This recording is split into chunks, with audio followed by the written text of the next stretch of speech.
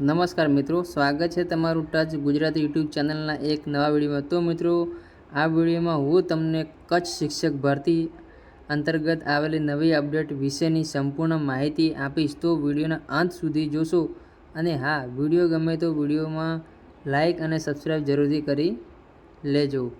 મિત્રો, કચ્છની શિક્ષક ભરતી 2025 જ્યાં નિમણૂક થયા ત્યાં નિવૃત્તિ સ્લોગન સાથે જ્યારથી જાહેરાત થઈ છે ત્યારથી એક જ પ્રશ્ન થાય છે કે આ ભરતીની જાહેરાત ક્યારે થશે અને ક્યારે પૂર્ણ થશે? શું નવા સત્ર પહેલાં આનો અમલ થશે કે કેમ?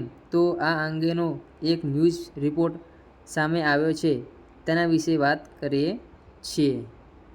કચ્છના શિક્ષણ તંત્રની જ્યાં નિમણૂક ત્યાં નિવૃત્તિ પોલિસીનો નવા સત્ર પહેલાં અમલ કરવાની માંગ।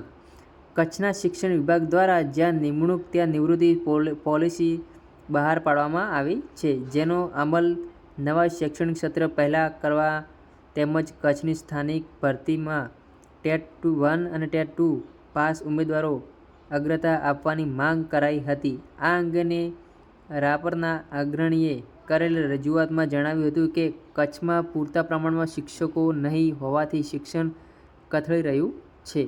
વારંવાર શિક્ષક ઘટના પ્રશ્નો ઉદ્ભવી રહ્યા છે।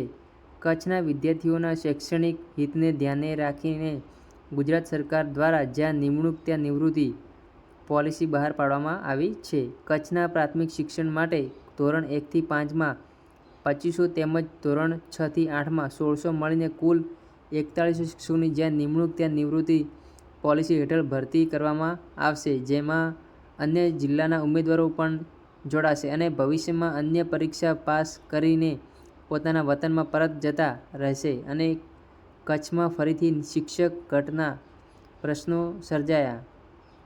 સર્જાશે, જેથી કચ્છની સ્થાનિક ભરતીમાં ટેટ 1-2 પાસ ઉમેદવારો અગ્રતા આપવાની માંગ કરાઈ હતી।